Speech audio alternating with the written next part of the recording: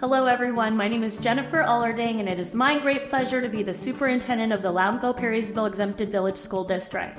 And I wanted to take a few minutes to update all of you in the community that did not have the opportunity to come to the community meetings with us about what's been going on in the district, the things that have been being planned for with the task force committee, and just give you a good understanding of the history of how we came to be where we are today. So just want to welcome you here and just thank you for taking some time out of your day to be here with me today. So I want to talk to you a little bit today about the process and how it works. Last spring, before I even came to the district, the Board of Education entered into an agreement with Garmin-Miller. And during that time, this was the process that was established. So the board, you can see, entered into that agreement with Garmin-Miller, and then the process came down to the superintendent of schools. And so when I came into the fall, that became a part of my responsibility and what I was doing on behalf of the Board of Education. So the board gave me the responsibility to create a task force committee because throughout this process, it was important for us to have community members involved. We were very intentional about our task force committee, and I'll get into that here in a little bit, just to get feedback and have that plan be driven by the community and not necessarily the educators, the Board of Education, or those that are employed by the district. And so then finally, we were going to go down to the community, get community feedback, and then you'll see that that process goes back up. So the community information then is presented to the task force committee, and the task force committee then makes that final recommendation to the Board of Education. That did take place at our last board meeting on May 13th, and so I'm excited to share some information about what's going on, and we're going to have some of those task force members with me today just to share some of that information.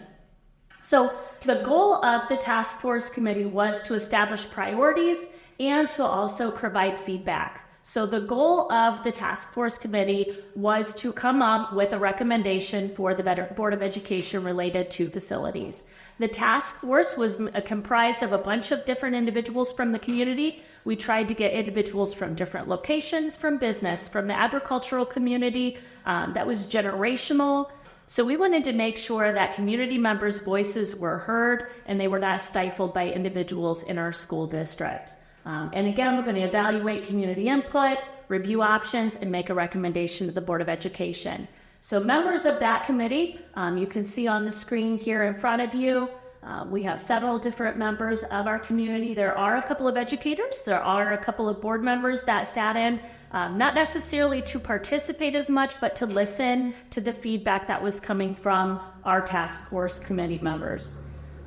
So we're going to talk a little bit about the Ohio Facilities Construction Commission. The OFCC is what you'll hear it referenced as. And they are the entity within Ohio that manages and oversees facility programs and funding for school districts in Ohio. So the particular program that we are going to be in is the Classroom Facilities Assistance Program. That is the program that we had tried to participate in years past, so we'll talk a little bit more about that. But we are a lapsed district, so our turn came up years ago, and that issue went to the community, that bond issue went to the community. It did fail, so as a result, we are now considered a lapsed district. However, as a lapsed district, we can get in at any time if we re-engage with the OFCC. So that is something that I have been doing, having conversations. You may have seen some resolutions passed by the Board of Education. That's just the timeline and everything that we need to do to be compliant with what they need in the event that we're able to pass a bond issue, that we would have the opportunity to access those funds. And so that's the group that we are working with. Currently today, as we sit here, the state share of contribution towards the district is 29%. So those of you who have been around a little while, you may know that in 2004, the district went on the ballot, and that percentage was a 50-50, so 50% state share. And then in 2010, the district went on the ballot another time, and that percentage was right around 40%. So you can see that we went from 50 to 40, and now we're at 29%. And so what I can tell you about that formula has pretty much stayed the same over all of these years. That is determined by the state. There's nothing locally that we can do about that. And what they are looking at to determine that percentage for the district is they are looking at the wealth of the district, right? So when you drive through our communities, I don't know that everyone here would feel wealthy, but in the eyes of the state, we are deemed a wealthier district. So therefore, our state share has went down, because of the beautiful properties that we have here in our community. They are valued high in property value. So therefore, that particular rate goes down. Again, as that state share goes down, individuals in our community certainly don't feel wealthy, and our farmers certainly do not feel that way. Also, and if you ask any of our farmers, any of the members of our community, that's not the case. But however, that is the case in the eyes of the state, and why that percentage keeps going down. So as we work with OFCC, there's a couple of things that we need to discuss and we need to look through as we're developing what's called a master plan. And in the master plan, you will see that it looks at enrollment of the district as well as a facility assessment. So we have been working with the state to determine the enrollment. So they like to try to project out 10 years of what our enrollment will look like. I will tell you that I'm thankful that we received a good report with the enrollment. Many districts will see 10 years from now that the enrollment's declining, and ours had a slight tick up. So that was good news that came to us from the state. And so that allowed for us to have more co-funding and more money towards the particular project if that's what we as a district decide to do. The second piece is the facility assessment. That assessment was completed years ago by OFCC. They've been reassessing that currently, and those two things together will create the master plan. So when we're looking at the master plan, we're looking at a couple of different things. We're looking at the student future needs, wants, what they need for educational purposes, athletic purposes, arts, all of those programs, staffing. What do our staff need as far as teaching and educating and working with our children daily on campus? Our community needs and wants. And so it's important for us to listen and hear what our community has to say, and we'll be talking more about that here in a little bit. And then finally, the funding parameters. We talked a little bit about that already, about the 29% state share.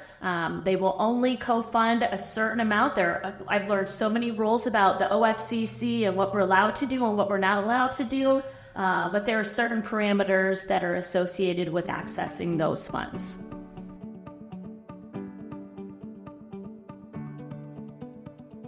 So as we talk about the convergence of the student needs and wants, the staff needs and wants, and then what the community wants, we needed to come up with a process of how we were going to come to the end of the day in a recommendation to the Board of Education. And so working with Garmin Miller this year, the task force committee has went through this 3D process. And so we're going to define things, discover, and develop. And so we're going to walk through each one of those with you today. And I have Judy Duke that's joining me here today, and she's going to help share some of the things that she went through as a task force member and some of the conversations that we had, just to give you a little bit more perspective on the process. So as we start with the first one, we're talking about defining, and we're engaging stakeholders through that process. And so not only are we looking at members of the community, but we're also looking at our staff and what they need. So we're going to talk about both of those today. So I'm going to turn things over to Judy as we look to define things, so she can talk about those conversations that members of our community and the task force committee had related to what the priorities were in their perspective. Okay, so very early on in the process, I think it was maybe first or second meeting, all 45 of us task force members were just asked, what's important? What does the community and you, and we were made up of teachers and just community members, a wide cross-section. And it was, what do you want the schools to do and to be and to provide for the community? So everybody put up their hand, and these were the things that were called out as being important.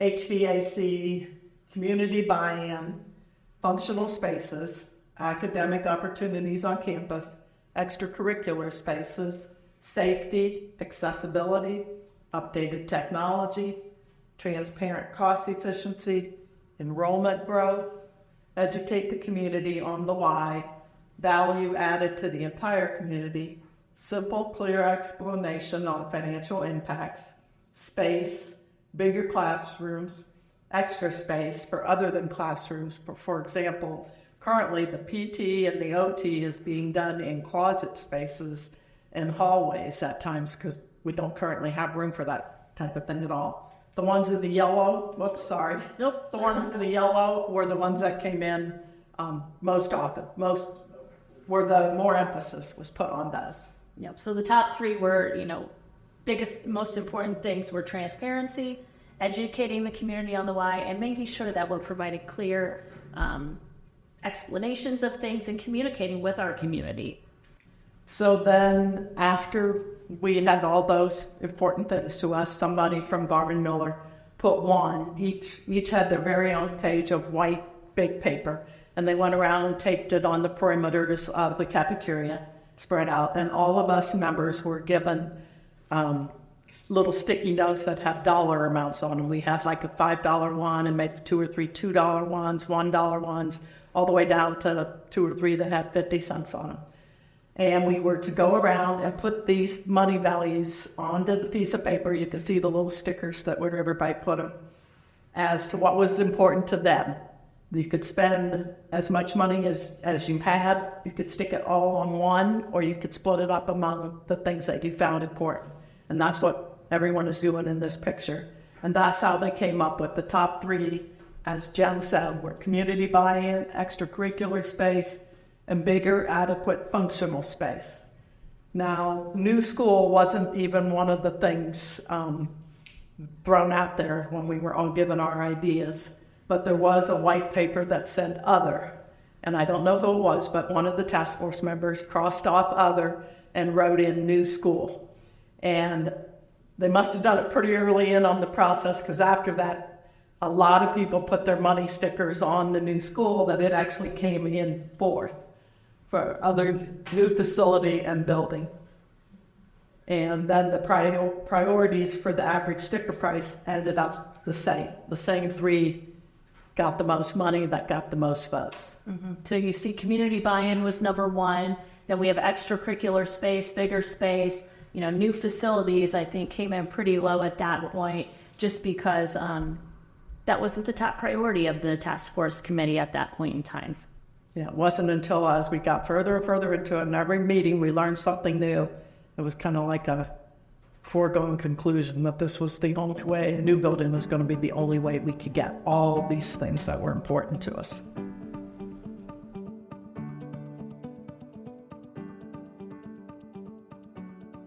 So after talking about the priorities of the task force committee, one thing that we also wanted to do is make sure that we were really considerate of our staff and the things that they felt that were important. So we had the opportunity earlier this year to hold educational visioning with our staff members, and I have roped Ann Stitzline, 3rd grade teacher, into this with me today. I know she's excited to be here. Thank you, Ben. And just share a little bit about the process that they went through, and then also what were some of the things that were important to them as educators, because they have to work in this space, they have to teach our kids, and so it's important to hear their perspective as well. So I'm going to just share some of the information and let Ann take the lead here. Yeah, so at the beginning of the school year, we were able to meet with the teachers and the staff members and do a couple breakout sessions and talk about what the priorities were for our school district as far as teachers and staff. The main one that we all agreed on in unison was to make sure for our future learners that we needed to support today's teaching methods and today's learners. And we need that integrated technology. We need the space and the equipment to be able to do that, open space, space for hands-on learning at all different ages and ability levels, along with those flexible seating in the classroom, outside of the classroom, for small and large group and one-on-one. And what does that look like in your room right now, Ann? Flexible seating is very hard in my room. I do have a couple wheelie chairs, and we have some wobble seats, but the kids to be able to move freely in the classroom is a struggle on an everyday basis. We know it's hot in there in August, and I got to experience that this year, my first time ever. Yes. So very warm in the classroom. So updating those kind of systems, encouraging teacher collaboration. Right now, the only people I can collaborate with in a safe way are the teachers that are right beside me. for third grade, and more spacing will allow me to collaborate with different grade levels at any time throughout the day. And then also we just want to make sure that we have some spaces that the community can be involved in and the community can use as well, because the community has to be involved in this 100%. So we also want to make sure we have space for them too. Yeah, and so that was just some of the information that we talked about that day. And again, just so important to hear from our teachers. You know, Anne, her experience of working with kids every day is very different than mine. And so when we're making decisions and the task force committee is coming up with recommendations, we need to be mindful of everyone and what their role is and what they need to be successful with our students. So our next step, Anne, of what we did is we went on building tours. And I'm going to roll Anne into this one again because she's just sitting here with me, so we're just going to continue to roll. We had the opportunity to take some building tours, and Anne went on some of those tours with us. I'm going to go ahead and just kind of scroll through. I had the opportunity to go to Shelby along with our district treasurer, kind of as our first little exploration. And then coming away from there, I really learned about the value of having those people that are part of our team with me. And so then our next site visit, I think we had maybe 15, 20 individuals that went into these spaces to look at how students are learning, you know, cafeteria spaces, and just to explore a little bit and dream a little bit. So we went to Shelby. We also went to Ayresville Local Schools, which is a K-12 building. Their enrollment is smaller than ours. And then we went to Liberty Center, which is a district that has a few more students than we do. They're a little over 1,100 students. And so we had the opportunity to visit some elementary classrooms and learning spaces. So you see some of the elementary classrooms there with the cubbies. Looks a little bit different than me in your classroom. 100%. Yes. There's some Flexible seating. Yes, flexible seating taking place here, where the teacher would not, the kids can move to free activities, different activities that are taking place in that environment. Another example of a classroom that we had the opportunity to visit. More flexible seating outside in the hallway this time, small group, intervention, it could be enrichment, any one-on-one that needs to take place, but again, with the flexible seating, so any environment could be, or any task to be at hand here. And so one thing that we really looked at was how we could use space efficiently. If we're going to be limited to space and we're going to try to keep costs down, how can we use dual purpose spaces? So that's something that really was a consideration of the task force committee, and again, dual space and trying to keep costs down. So that's an example. There's another example of just how they're utilizing common spaces, hallway spaces, secondary classrooms. This is an example of a high school classroom that we saw. This was a maker space type of STEM classroom where students were building and creating, doing robotics, doing art, all combined into this space. Again, this is a secondary breakout space outside of the hallway. These are some of the spaces at Shelby.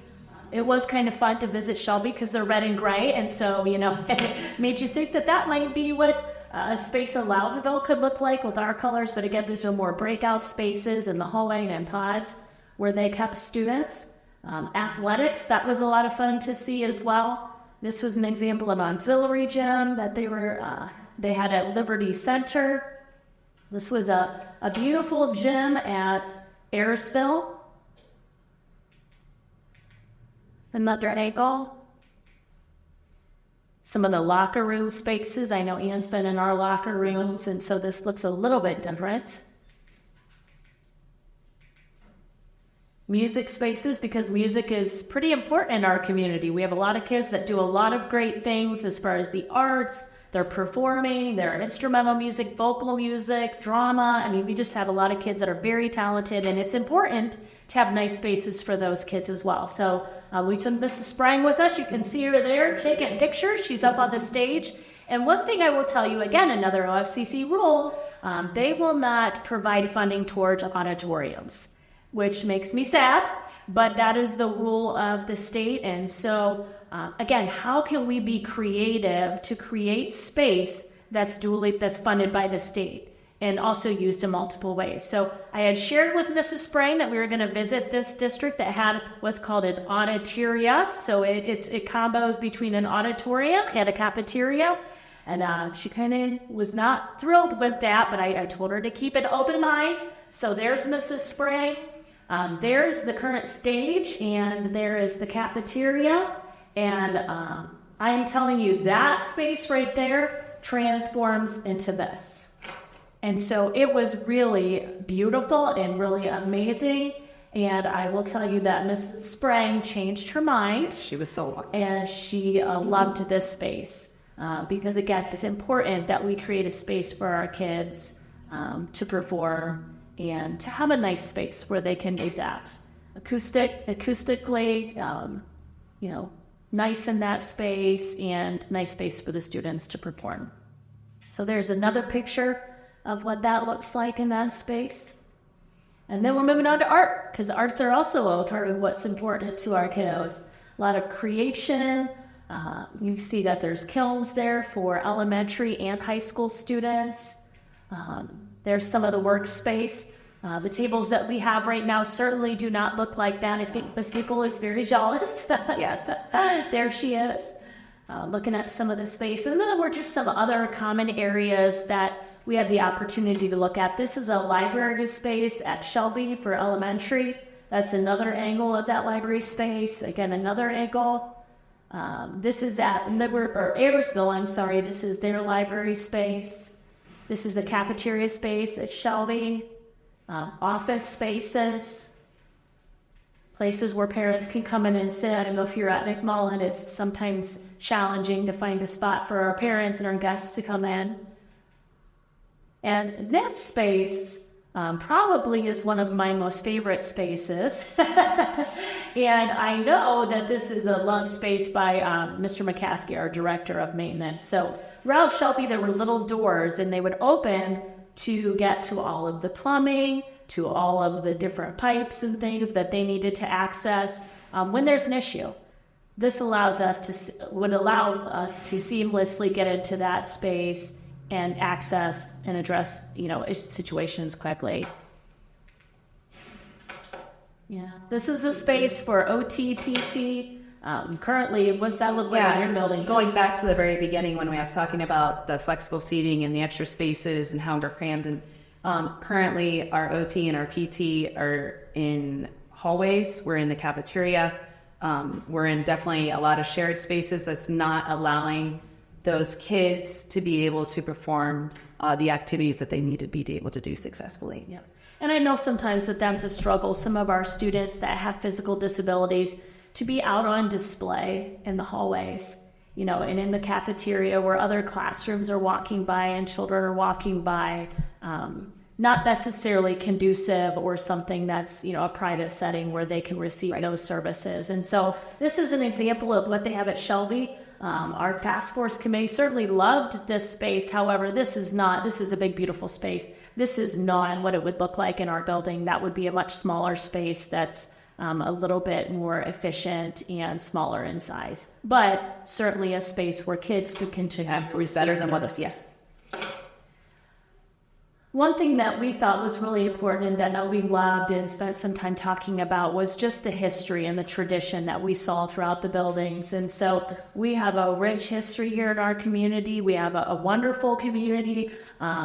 When I first met Anne, she was in tears talking about what it meant to be a Redbird and just the pride that she had for this district and the community. And so that's something that was important to us to make sure that would be in a new facility. And so these are just some examples of how they have done that in these particular buildings and honored the tradition and honored, really how we've come to where we are today. So we felt that that was important as well. So now we're going to move on to Discover.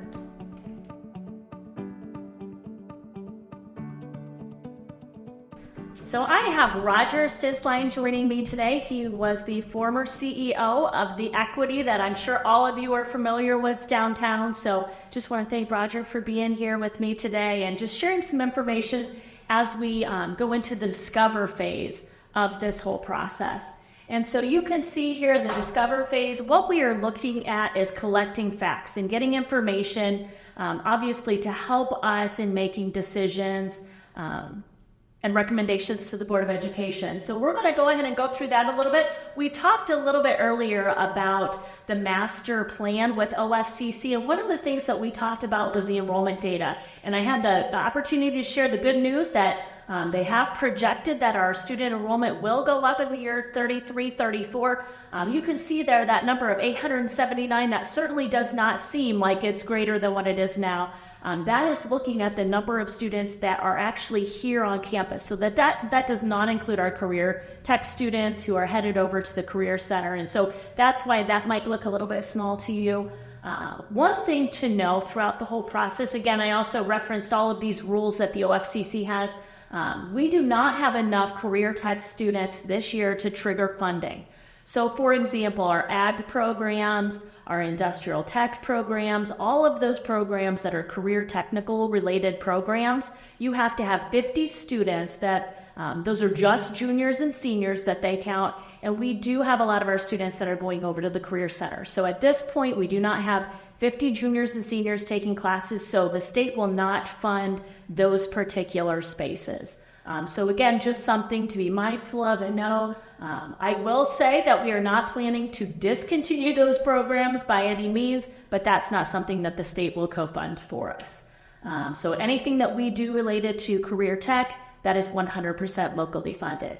And then finally, one of their rules of thumb at the OFCC is if you are a district of 1,500 students or less, then they recommend what's called a single building option. They consider that to be most efficient. You know, you're not building 2 and 3 cafeterias, you're building 1 cafeteria. You know, instead of having multiple gyms across campus, they're all on one site. So we can share a lot of those spaces whenever we have 1,500 or less students on our particular campus. So those are just some things to think about.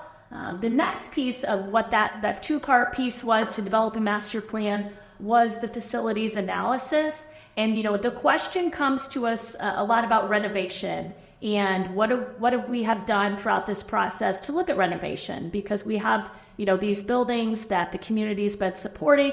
You know, people have went to these buildings for a long time, you know, as children and then their grandchildren. And so there's a lot of heart in these buildings. And so we were very mindful of that, but we want to look at what it takes to get to the point to renovate these buildings and what's the cost. So I'm going to turn that over to Roger to talk a little bit about. Yeah, when we looked at this program, it's kind of mind-boggling that you can spend $60 million to bring these old buildings up to code. And remember, the $60 million is not any co-funding from the state. So that's just our cost to do those things. And we're looking at $11 million, $24 million, and $24 million. And you're looking at 75 to 81% of the cost of new. In my business, when I looked at redoing buildings, it was over 50% of the cost of that building. It was time to replace the building. Now, there are exceptions to that. In our case, like at the Equity, we had an office building that we looked at tear down and remodel and stuff in 1990s. The problem there was we were next to a state highway and we had to go 20 feet in from the highway. So consequently, we remodeled that building in the 90s and we've done it twice since then. So we have a nice building, but it's still an old building. And that's where you're running into these problems with these older buildings here. And then I hear of issues with cracked floors and those types of things. At the one meeting we talked about a cracked floor, I went home and thought, man, a cracked floor, well, I guess that's it. At the next meeting, I found out the cracked floor was on the 2nd story of the building. And that really scares me, especially when you have students and it's above the cafeteria. And I see the same thing in the pictures that are out, you know, the cracked walls, the foundations, those types of things. But that's where we're just coming into it. A lot of people think it's just like remodeling your home where you can go in and put a new furnace in or new air conditioning, those type of things. They aren't major expenses because you're just connecting them already to what you have. But when you're talking about doing this, and I did it in my business, commercial business, you can't just remodel what you want to do. You got to bring the plumbing up to code, you got to bring the wiring up to code, the roof, abatements, you know, asbestos, all those types of things. So it's so much different when you're talking about a school system or any commercial building where you have public involved. It is a lot more than what you'd realize. You can't just go in and start fixing here and there. Yeah, you can go out and fix the outside the building, but when you're doing structure and HVAC and electric and plumbing, those type of things, it's basically starting from scratch. And the other thing I ran into when we remodel the buildings is whatever that estimate is, it's probably going to run 20 to 30% more than that because you get into a lot of unknowns that you don't know about. So that's where we're concerned about that. The buildings are great shape. And I walked in here today. The building looks like it did 50 years ago when I went to school here. So they've done a great job, but you can't see all the structural things and those types of things behind the scene. So that's my concern there about fixing up old buildings. If you do that, you still got 60, 70, and 100-year-old buildings to maintain. Yeah, and the costs that are actually shared with us on the slide, those are 2023 costs. We have not even added in any of the cost adjustments moving into 2024. So that's something that the task force committee certainly had some conversations about, and again, the unexpectedness of what we're going to have. So kind of digging into the facility analysis, you will see these are all of the things that OFCC addressed when they came into the district in 2009. So, we're talking several years ago, OFCC came in, and these were areas of concern at that point in time. So you'll see electrical systems, ventilation, HVAC, air conditioning, the roofs, technology, the security systems, the structure of the building. I'm not going to read through all of them because you can certainly see them, but these are all of the things that were on the list at that point in time. So as we're moving to today, that reassessment has been completed. Those things still have been identified as concerns. And this is just an example of what was shared with us. Of course, it was many, many, many more pages, but this is the feedback from the OFCC that ticks and ties those numbers back to the chart that Roger was talking about. So here at McMullen, if we're looking to renovate McMullen Elementary, we're looking at about $11.5 million. Again, that's 2023 prices to get that fully renovated. And when we're talking about renovation, we're talking about fully renovating the building. We can't just pick and do things. We have to bring everything up to code. And certainly if you walk into the buildings now, you would see that things are not to code. So, please understand that $11.5 million, that's to bring everything up to code at McMullen. Budd Elementary, you're looking at a total cost to renovate of about $24 million. And again, as you've been in Budd, one thing that I did here this week, we have a kiddo that's going to be joining us who has some physical disabilities here at Budd in the next year. And interesting fact, I went around and I counted the total number of just individual staircases, not stair steps. How many do you think we have, Roger, in this building? 10. 37. Oh my God. There are 37 separate staircases where students need to navigate steps. And so all of those 37 separate, staircases would need to be addressed. We have stairs that are going, 3 steps that are going into the bathroom. We have 2 steps that are going down into other places. We have a stage in one of our classrooms. So there's a lot of up and down that takes place here, but all of that would have to be handicap accessible if we decided that we would renovate. And so, the ticket price on that is $24 million. When we look at the high school, our newest building that we have there, but behind the walls, we certainly have a lot of issues that are going. You know that we had to cancel school earlier this year because we had a water main break. And so that's just one of the examples of some of the things that are happening behind the scenes. I know that's happened a few times. I wasn't here, but it happened a few times. But when we're looking at all of those numbers, you can see that the high school actually falls in right around where the Budd is, which was surprising to me, at $24,500,000. So that's a pretty big ticket to just renovate the high school, but that's what the cost would be. And so in this particular phase of what we were doing with the task force committee, we wanted to also look at and dig in a little bit more to our current facilities. So I wanted to share some of the pictures and some of the spaces that our students currently are educated in. So you can just if you haven't been in a while, we're going to have some open houses in the fall for you to come in, but just wanted to share some pictures for those of you that aren't able to get here on campus. So these particular pictures are from Bud. You can see we have part of a classroom there. You can see we have a lot of wires that are running all over the place. We have a lot of conduit and things that are outside the exterior of the wall. We have some cracking of the floor here. You can see that the corners, we have concrete falling out, and we have some shifting that's taking place there and some cracks within the walls. These are a picture of some of our current lockers that our students use. Here you'll see that this is part of our auditorium at Bud. If you go out of our cafeteria, this is along the back where we have our current playground right now. You can see the shifting and some of the walls there that are shifting and moving.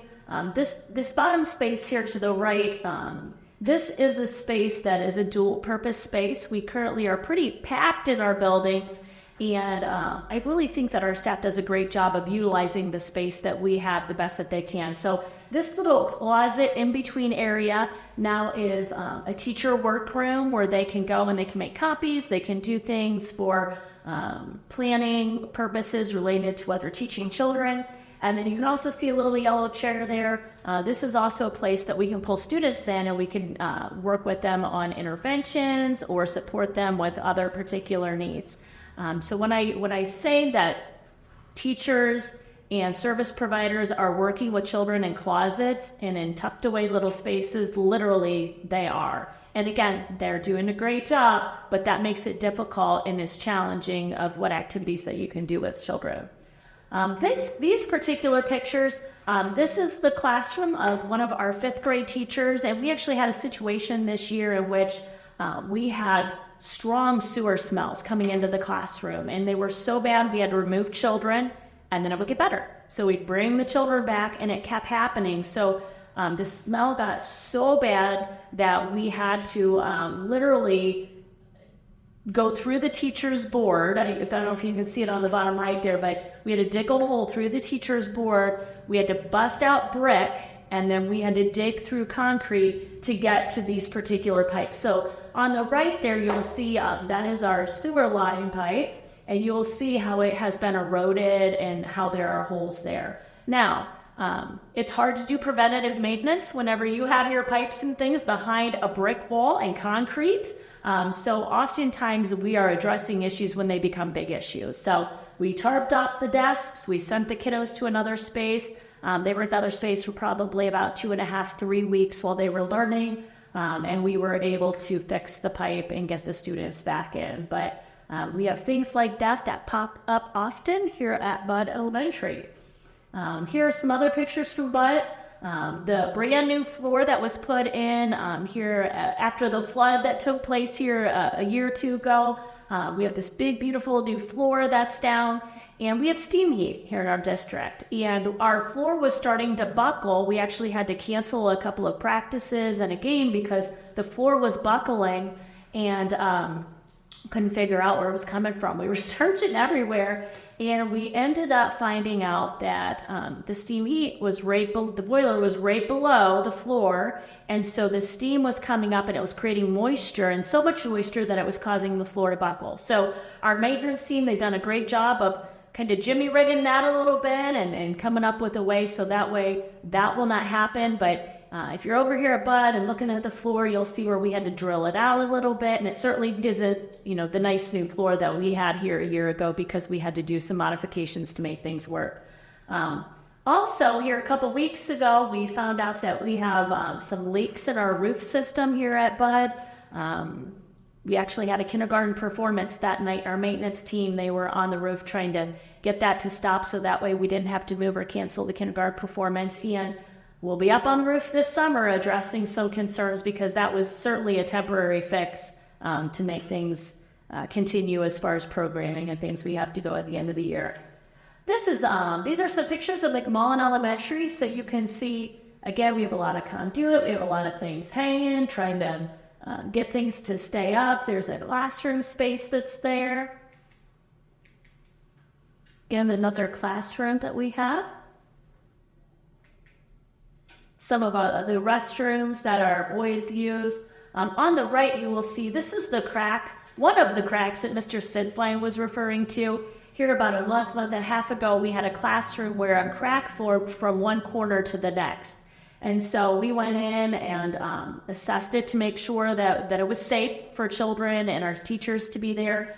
This is a second-story classroom. But what happened, now let me see if I have a picture of it here. What happened from that point on was that we had a classroom beside it. The teacher contacted me and she had some new cracks that formed in her classroom. And it got to the point that the crack, actually the floor started dropping.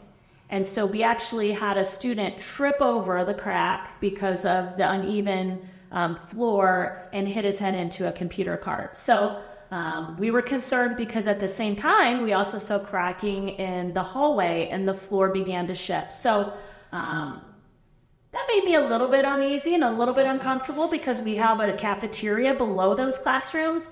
And so I contacted a structural engineer out of Columbus. A couple $1,000s later, he came, visited our campus, and crawled up in the ceilings, assessed everything. He did indicate that there are significant concerns. However, he felt that things structurally were safe at this time for us to continue to educate our students. So this summer, we're going to be spending some money and we're going to be up in the ceilings in the heat of the summer to try to fix some of those issues. That way we can create some more longevity as far as McMullen and those particular spaces are concerned. Again, here's some pictures of the high school. So you can see the bottom of the lockers in the hallways as far as the walls. We see some shifting, some buckling taking place. This is an example of one of our classrooms at the high school. May look familiar to some of you that have walked the halls of LHS. Computer equipment, you can see some of the sinks that we have in some of our spaces. Again, behind the scenes at LHS looks a little bit different than the space that we see. The top right, that was my first experience in Loudonville with the water main break. So we had the kids on the bus on the way to school whenever that happened. So we had to send the kiddos and the bus drivers back out and get home from the day because we didn't have water that day. The picture at the bottom in the middle is a picture of our field house. Those are some of the ceilings that are currently in the field house. Picture of the bleachers right now. If you've not had an opportunity to go out to the visitor side bleachers, they're pretty bouncy. I was walking across them and I thought I was going to go through, but I didn't, so that's a good thing. But we are looking to, through PI funds, try to address this just due to some of the safety concerns that we have with those particular bleachers. But that is what we currently have in place. And you can see some new boards. So our maintenance team, they work hard at trying to upkeep things as best as they can. And what I will say in my first year coming here, it's important for me, and it's certainly important for everybody that's on our campus, to try to maintain and keep things as nice as we can, right? So if the community is going to gift us these spaces, then we need to do the best that we can to try to upkeep them as best as we can. Again, some more pictures, parking spaces out at the high school, some of the bathrooms on campus. So just wanted to share some pictures with you so you could get a good idea of what the space looks like on campus. And again, these are some of the things that we looked at and talked about with the task force committee so they could see what's there and help them with their decisions and recommendations to the Board of Education. One thing I'd like to point out is we've got great maintenance people here at the school, but you can only use so much. And you only have so many dollars to do it, so you make do with what you have. So that's why I say, when you look at the schools, they look pretty darn good. In the high school, we look at them and they look similar to did many years ago, but you don't see those structural things, the restrooms, all those types of things. So I do want to point out that the staff has done a great job with what they have. Well, and just to kind of piggyback on that, when we're talking about the cost of upkeep, right now on average we're spending about $509,000 to be exact annually to upkeep what we have. I looked back a few years ago and it was over $800,000 in 1 year. So the average of that for the past 5 years is about $509,000. which is a significant amount of money. And the PI levy is bringing in, a little less than $300,000. So, that does become challenging whenever you have $500,000 worth of repairs that need to be completed each year and you're only bringing in $300,000. So, we're taking a loss on that and trying to pull money from other places because these are things that you have to fix. The safety of our kids is the most important thing. And so that's where those dollars are being spent currently.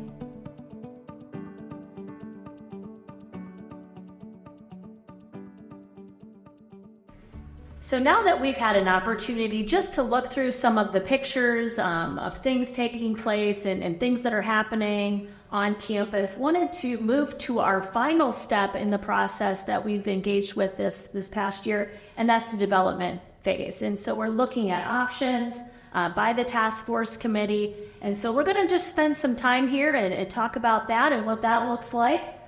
So I have Judy here and I have Roger here with me still. As we began working through the process, we explored several different opportunities and options, including renovation, that Roger and I spoke about a little bit ago, but we went through lots of different things. Anything that the two of you want to say about just the process of kind of getting to the two final plans that we had? I just think the process was awesome. I mean, from the very first to the very last, that every time was, hey, this is what we need to know. It would be brought to the next meeting. We'd make our changes or adapt our new direction. And then, okay, so what do we need to know now to move forward? The whole process really didn't leave any stone unturned, I didn't think. I thought it was a good way to go about it. What I liked is we discussed it, we talked about it, kind of got a general consensus, and we moved on instead of 4 or 5 meetings of the same thing. Belaboring it, yeah. And so, some of the options maybe that have or have not been shared with you, I know that, we all love our beloved McMullen site and we love the location of it. And so we spent a lot of time really focusing on the McMullen site and what we could or could not potentially do there as an option for facilities.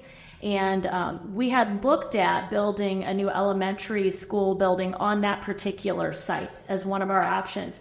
However, if we are eliminating FUD from the picture and we're looking to bring those kiddos over there, that would be a renovation and an expansion, putting a new building there. And according to the rules, again, we talked a little about the rules of OFCC. Again, another rule that I recently learned is that we do not have enough acreage to build a new elementary school there. So OFCC does require that you have so much acreage based on the number of students that are going to be educated there. And so that particular site would not necessarily be big enough that we could look at that as an option. So while that disappointed some of us, we also have the need at the high school. So we were looking at that point of renovating the high school while we were doing a project over here.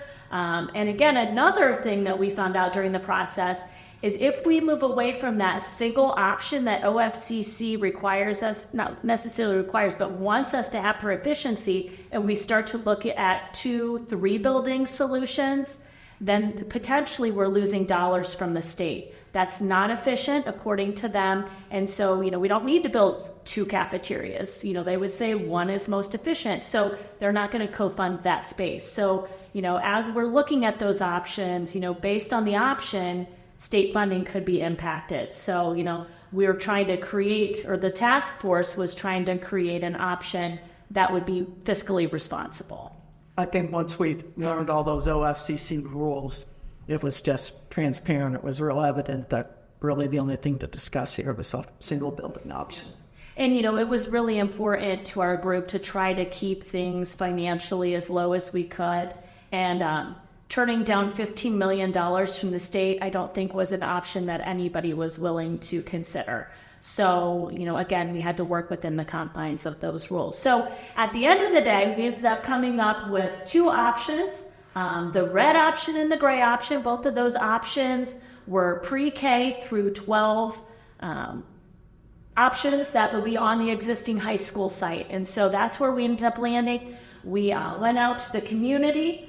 You can see our community presentations and how that kind of fell through that process that I described earlier. Again, went from the board, task force committee. You can see we met 5 different times throughout the year. We did a lot of collecting of information in between so that way we could be informed in our decision-making process. In April, we went to the community, back up to the task force, and we really had a lot of conversations then based on what happened at the community level. And so, again, in April, we had the opportunity to meet with our community members in Perrysville and in Loudonville.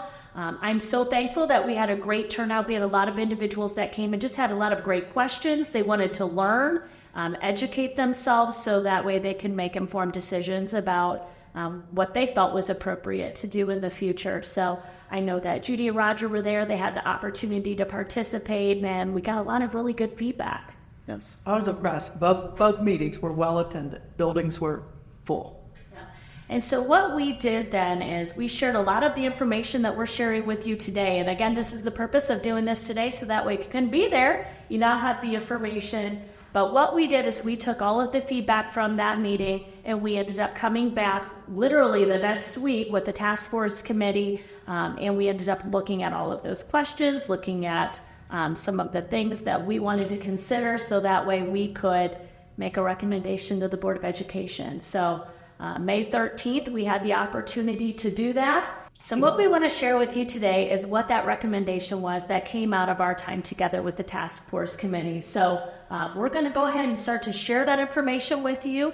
We're also going to go into the financial impact of that, how that's going to impact members of our community as well. So let's just get started. So the option that the task force committee came up with, again, was a K through 12 on the existing high school site. The picture that you're looking at right now is a big version of what we currently have. I'm going to zoom in here a little bit, and you can see that it shows our 4 buildings that we currently have at the high school. So when we're looking at this particular option, at the very end of the day, building 3, which is the office and cafeteria space, will be eliminated, and then building 1, which is where our library and many of our classrooms are housed, those 2 buildings will be removed in this particular option. You can see that we have a gym building that's up there, and I will tell you the one thing nice about having all of these separate buildings, not necessarily for safety, but in this particular scenario, is we're able to keep the gym,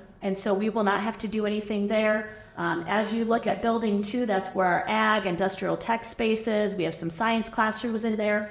We're able to keep that space also. I had shared with you earlier that agricultural and industrial tech spaces were not co-funded by the state. So this allows us to keep those spaces, to renovate those spaces, and at the end of the day, it'll cost less and we'll actually have more square footage. If we were to bring those into a current new building, we would have less square footage. We don't necessarily want that for those particular programs.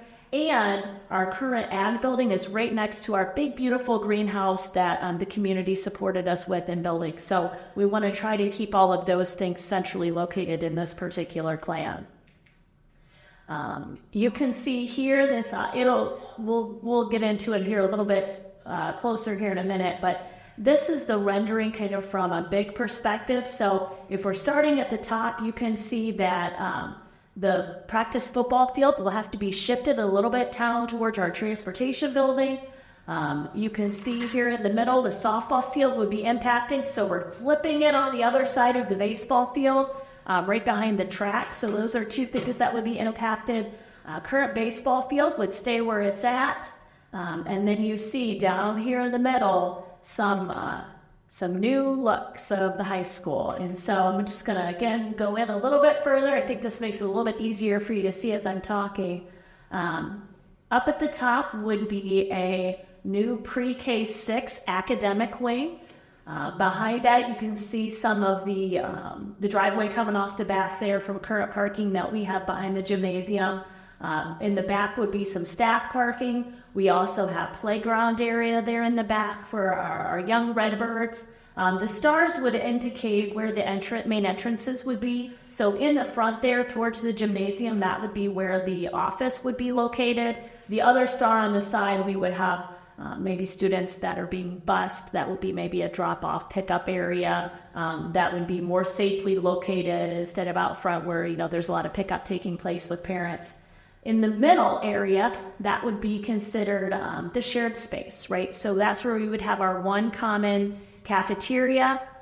We would also have our 2-story academic wing that would house some of our students there. And then we would also have a competitive gym and another gymnasium there as well. So there would be 2 gymnasiums in that space. And then at the bottom, again, centrally kind of located close to our Career Tech BOAG building, that would be our high school academic wing for grades 7 through 12. So you can see we're shifting this a little bit. We're getting a little bit closer to some of those other buildings that we currently have on campus, keeping everything pretty tight there together. So the star in the middle with the shared space, that would be an entrance for athletic events or performances that would take place at the end of the day. At the front of the 7 through 12 academic wing, that would be the main entrance for families, for guests that are coming to campus.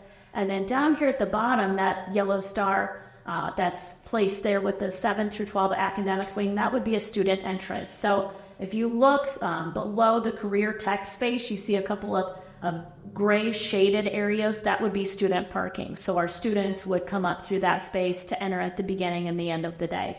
All other times they would go through the main entrance of the building. So this is the recommendation of the task force committee at this point in time. The one thing that we do need to talk about is how to make that happen, right? Because obviously you're seeing that we're building on top of a couple of buildings. And the one building in particular is where the majority of our classrooms are. So how do you build, right? How do you build and then keep students, in classrooms learning during that process? And so what we had to do is we had to be a little creative here. And so you will see that if you look at that red line on up, the thought would be to segment this project.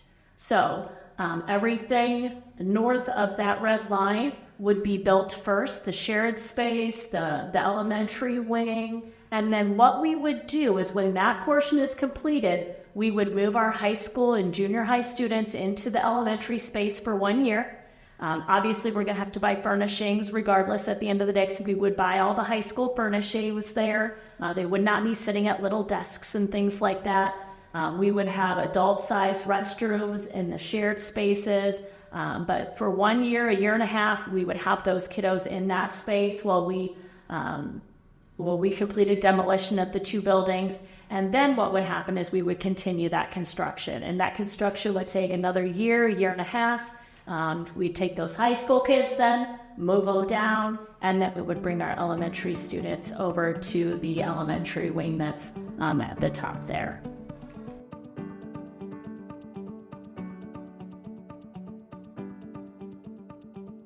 So now that we've had an opportunity to look at the recommended plan by the task force committee, I want to take some time to really dig in financially what that means to the district and to all of you as members of our community. So when we look at the cost analysis of the recommended plan, you will see that the state, again, will only co-fund so much square footage. So they will only co-fund about 123,000 square feet based on our enrollment and other factors in our district. So they will also co-fund the abatement and demolishment of Budd, McMullen, and those 2 buildings at the high school. So there will be some money that the district would receive to go towards those particular costs. These particular costs include a 7% cost adjustment. So every April, the OFCC updates their costs. And this year we were projecting 8%. So if you would have been at the community meetings and you would have seen some of these costs, they would have been a little bit higher. But we are so thankful our enrollment came up, and also the cost adjustment was 7% instead of 8%. So we saved a little over $1.5 million just with those couple of things that happened there. But every April, that cost adjustment takes place. So when it turns April next year, this particular cost of this project will go up 5, 6, 7, 8%, whatever it is that they determine that April. So again, every April, just because the calendar flips, we're going to get a cost increase on any project that we are looking at as a district. So the recommended option does have some LFIs. LFIs are locally funded initiatives. These are things, again, that the state will not fund. And so when we're looking at the particular project and talking with the task force, we're hearing feedback from the community members that we presented this to. These things would be included in the cost of the project. And again, they would be funded 100% through local funds. Renovations and upgrades to the shop building. So again, we talked a little bit about the ag building, how we would want to keep that current space. It's a big space. We would want to have that square footage. We could renovate that to make that similar to a current new building and keep that space, keep it centrally located to the greenhouse that we have that's coming our way here soon. So there would be costs there. The district office currently is at the Budd Elementary School, and I do not need to be in some new space. So we are looking at, again, how can we utilize what we have to keep costs down in this particular option? And so the district office would be housed either in the space over in the current gym building where we have the choir and the band currently, or it could potentially move into that space where the ag and the industrial tech science wing is at this point in time. You also saw relocation of the softball and the practice football field would have to happen. Additional square footage. I will tell you that there's approximately 25,000 additional square feet built into this plan. OFCC, based on our enrollment, we have so much space. A classroom is anywhere between 810 square feet up to around 900 square feet, depending on the particular classroom that we're looking at. And right now, with the square footage that we have, that would give us 3 classrooms in kindergarten, 1st, 2nd, 3rd grade, and members of our community, the district, and our staff believe that putting 25 kindergartners in a classroom probably isn't the best thing. And so we feel it's important to keep those numbers low when they're just learning and they're coming into us as little redbirds. And so we did build in some extra space to make sure that those classroom sizes were small when they were first coming in at the beginning of their educational career. There's some additional spaces for our special education classrooms, for occupational therapy, physical therapy. And then that big, beautiful space that you saw that Mrs. Sprang enjoyed with the auditoria. To make that happen, you have to have additional square footage there. And then in the gymnasium, there's also some additional square footage. So all of that equates to that additional square footage that's built into this. We also discussed a metal roof and the longevity of a metal roof versus, a flat roof or versus a shingle roof. And so that was something that was favorably looked upon. We had a lot of discussions about flooring. I never knew all the types of flooring that there were, but we do have terrazzo floors here at Budd. They're about 100 years old as of next year. And so we do have a little bit of cracking on some of those, but they look pretty good in most of our areas. And those are floors that are meant to last pretty much forever for the life of the building. You cannot put them in down the road. You have to put them in at the beginning, and but they are very expensive. And so one thing that we looked at is how could we be strategic about where we're placing that? Because we want the longevity of it, but we don't necessarily want the cost in the entire building. So, what are those common spaces? The cafeteria that people are going to come in, and that's going to be high traffic area. When you first come in, some of the main entrances and hallways. And so there's about 14,000 square feet of terrazzo floors out of the 150,000 square foot. So again, just a small amount to cover some of those high use areas. Additional site costs we want to build in just to make sure that we have some leeway there. Underground detention, because we're at such a tight space over there at the high school. And then the rubberized playground surface. We have the ability to put in the black rubber mulch. I've been in a district where we found razor blades, we found other things that weren't necessarily things that should be in the mulch and that could cause harm to children.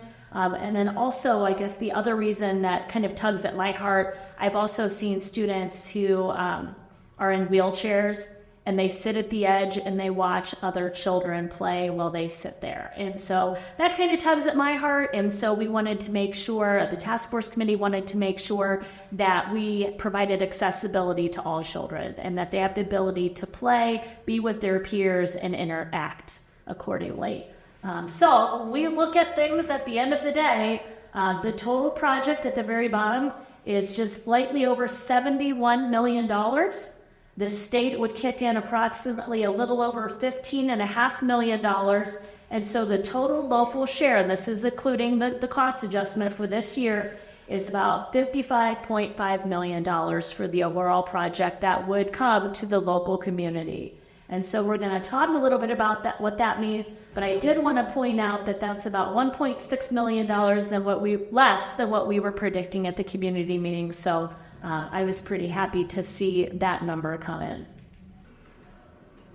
I'd like to take just an opportunity here. I have Roger back with us here, and we're going to be looking at historical information and comparison. And I really appreciate Roger being here because Roger has lived through the history of all of the different bond issues in the district. So I'm just going to turn things over to Roger to give some insight and talk a little bit about, what we've seen over the course of the years in the district. Well, if you look back, I was involved in the 2004, 2010, when we tried to build new schools then. In 2004, you can see our state share is 50%, and the bond issued is $19.2 million. The thing is, there was for 28 years. The interest is around $14.5 million on that. So when we go into 2010, the state share dropped from 50 to 40%. So our bond issue went up to 23 million. But we went to 37 years to try to spread out the payments on it. And yet, interest projection was about 92 million. So lo and behold, now with 2024, our state share has dropped to 29%. And the bond issue is $55 million. So you can see we went from 22 million to $55 million in 14 years. So you can see the interest on that was $52 million. So I think the biggest thing is what we've seen is our shares drop, by 21% there, and we've gone from 19 million to 55. So that's almost triple. And we've seen the cost of the project in 2004 was about 38 million to 71 million. So our shares going up almost 3 times, and the cost of the facility is going up almost 2 times.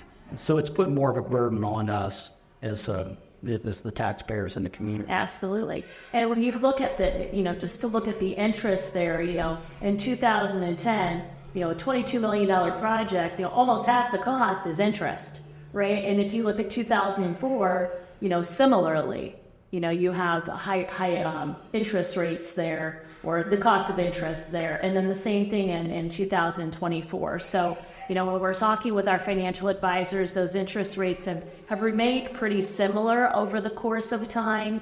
What we're seeing there with the 52.7 million, it's kind of a sticker shock there in seeing that. But that kind of aligns with what we saw in 2004, 2010. The only difference really at this point is that the bond issue is greater because our state share keeps going down. And if you're looking to buy or build anything right now, you know how expensive that is. And so that contributes into things as well. And so one of the things that I want to talk about a little bit here quickly in future is what we're doing to try to keep that number low. With all of this information being shared with you, the last two components that we want to talk about is what is this impact on you and your household. And so we want to spend some time here looking at financing and the ballot estimates and what that means in your home. Currently, the district is looking at a $53.5 million bond issue. So we've been talking a lot about it being a $55+ million project locally. But one thing the district has done is established an 070 account, which we'll talk about. The district has about $2 million that we're willing to contribute, so thus lowering the cost. So that's why it's a $53.5 million project. And so when we break that down, we're looking at a little under a 10 mil bond issue. We are required by law to have a $500,000 for OFCC maintenance to continue to maintain the building, and that equates to $30.25 per month per $100,000 of county auditor market value. So that is about $1 a day for every $100,000 of value that you have. You can go to the Ashland County Auditor's site. If you just type in Ashland County Auditor, you can do a search on the site. We'll have some instructions on our webpage that you can look at and how to access that information. But if you type in your address or your name, that will pull up your tax statement. And from there, it will also show what your market value is. And so then that will help to calculate, and you have a better idea of what that means for your family. We're also going to have additional information found on the district website.